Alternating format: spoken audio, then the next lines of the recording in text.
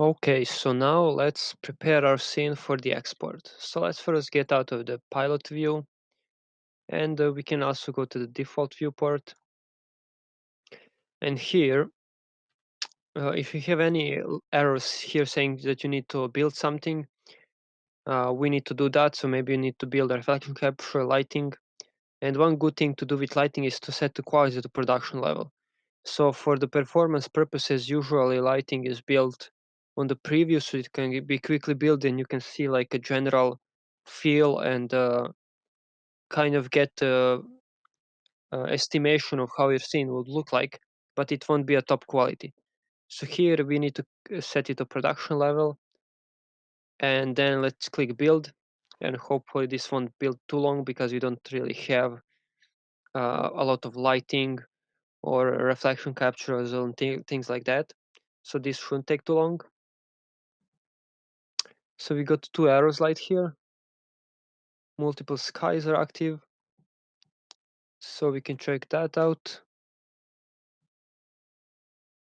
So I'm not sure what that is about, but we can worry about that error later. But usually you want to set to production level and then build everything. And the next thing that you need to do is go to settings, engine scalability. And here you need to everything to set to cinematic.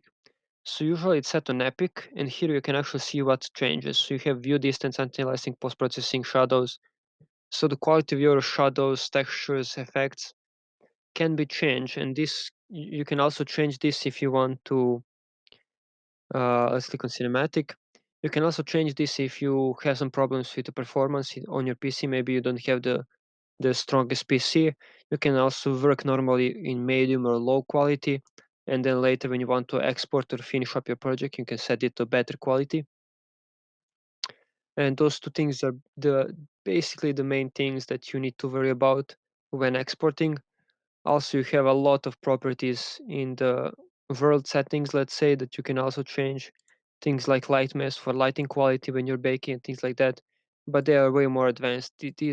These options are general options that you will have to worry about when you are creating a cinematic level.